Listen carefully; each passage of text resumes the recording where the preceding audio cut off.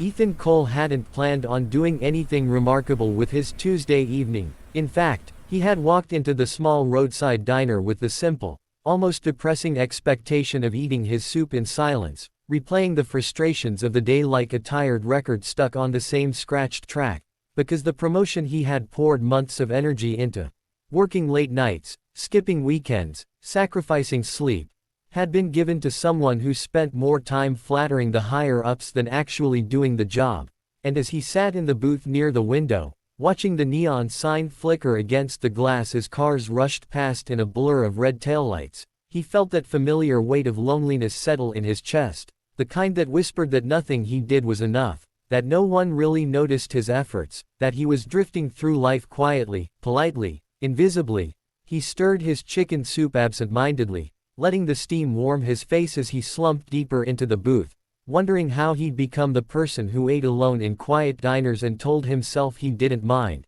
when truthfully he did, because the silence pressed on him harder each day, whispering reminders of how small and disconnected he felt in the world. And he sighed, rubbing the bridge of his nose just as the bell above the door chimed, a soft, delicate sound that drew his attention without him intending to look. But look he did, and what he saw shifted something deep inside him. A woman in a worn, oversized gray hoodie, her hair tied in a messy bun that looked more like exhaustion than style, holding the small hand of a boy whose eyes told a story Ethan recognized instantly, the story of struggle, of hunger, of a child trying to be brave for a mother who was barely holding herself together. And as they stepped into the diner, shaking off the cold evening wind, the woman scanned the place with cautious hope, as though praying for a miracle small enough not to be noticed by the world but big enough to matter. They approached the counter where the elderly waitress, June, who'd worked there long enough for Ethan to know she always tried her best, leaned down to listen to the woman's whispered words,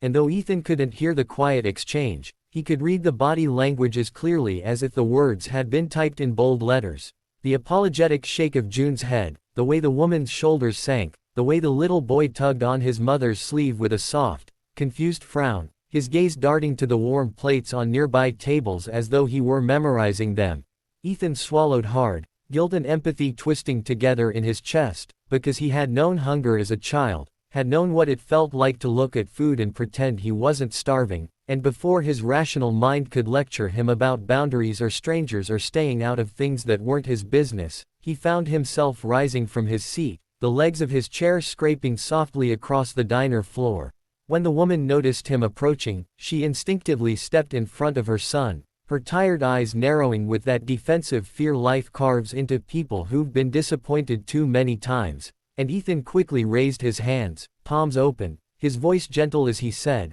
"I'm sorry. I didn't mean to scare you. I hurt a little. If you'd like, you can sit with me. I'll take care of dinner." And for a heartbeat the world seemed to pause, the woman blinking rapidly, confusion and pride and desperation all flickering across her face as she struggled with the instinct to refuse help yet wanting so badly to say yes for her child's sake. The boy, small and frail, tugged her hand again and whispered, "Mommy, please, I'm really hungry," and those soft words were the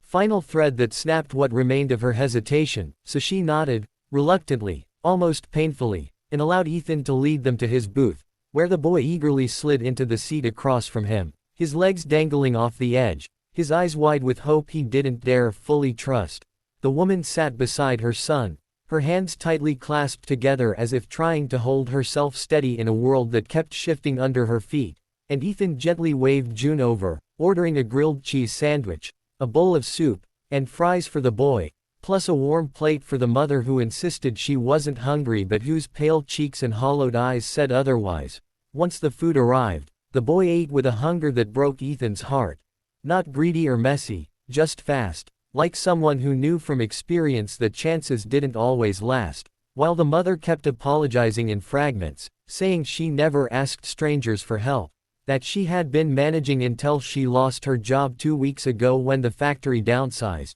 that their landlord had changed the locks when she fell behind on rent, that she was doing everything she could but somehow everything kept slipping farther away. Ethan listened quietly, offering small nods, his heart twisting with every word, because her voice carried the quiet strength of someone who had been forced into resilience. Someone who kept standing even when life shoved her down again and again. Someone who had no family to turn to and no partner to share the burden with. Someone who was trying to protect her child from the harshness of a world that should have been kinder. The diner slowly emptied as the evening grew darker, leaving only a few scattered patrons and the soft hum of the refrigerator in the back. And somewhere between the boy finishing his fries and the woman softly thanking Ethan for the 100th time, the boy's eyelids grew heavy, his little head nodding forward until he finally fell asleep beside his mother, his small hand unknowingly reaching across the table to rest on Ethan's napkin like a tiny anchor, as if something in him recognized safety for the first time in a long while. The mother gently brushed her fingers through her son's hair, her eyes quietly shining, not with tears of sadness, but with the overwhelming relief of a burden finally lifting, even for just one night. And she whispered, "You didn't have to do this. Nobody stops anymore," her voice trembling like someone who wasn't used to receiving kindness. And Ethan shook his head with a soft smile, replying, "Maybe they just didn't see you, but I do." And even as the words left him, he felt something unfamiliar swelling in his chest. Purpose, connection, meaning, something he didn't know he'd been missing until this very moment. He studied her face, noticing the exhaustion carved into it but also the underlying courage that kept her upright, and he found himself wanting to know her story, wanting to understand what storms she'd weathered, what battles she'd fought alone, what dreams she'd been forced to set aside, because there was something about her presence, gentle yet strong, fragile yet unbroken, that stirred something deep in him. She told him her name was Mia and her son's name was Noah, and as she spoke, her words spilled gently like pieces of a life she rarely shared with anyone, describing how she had grown up in the foster system, how she had learned from childhood that the world didn't always offer softness, how she met Noah's father who had promised the world but disappeared before Noah was born, how she'd worked any job she could find, cleaning offices, working factory shifts, doing deliveries, to keep her little family afloat. Ethan listened with an intensity he'd never felt before, as though each detail added color to a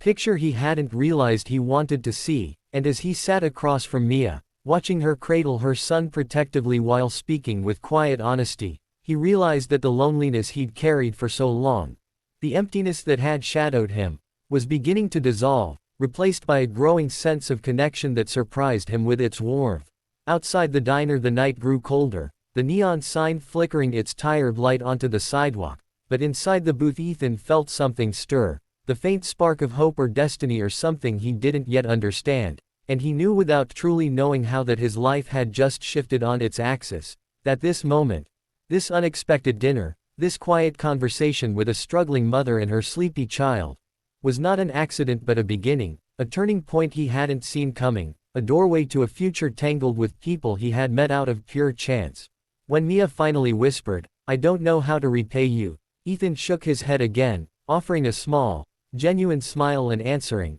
"You don't owe me anything, just let me help." And though Mia looked conflicted, torn between pride and gratitude, she nodded faintly, her shoulders relaxing for the first time in what felt like years. Little did Ethan know that this single act of kindness, this simple decision to stand up when he could have stayed seated, would unravel into a story far bigger than anything he had imagined, pulling him into a world of hidden struggles, fierce loyalty, unexpected love, and the rediscovery of who he was meant to become, all because a mother had whispered in a quiet diner, "My son's hungry, can we stay a while?" And he had been the one person who didn't look away.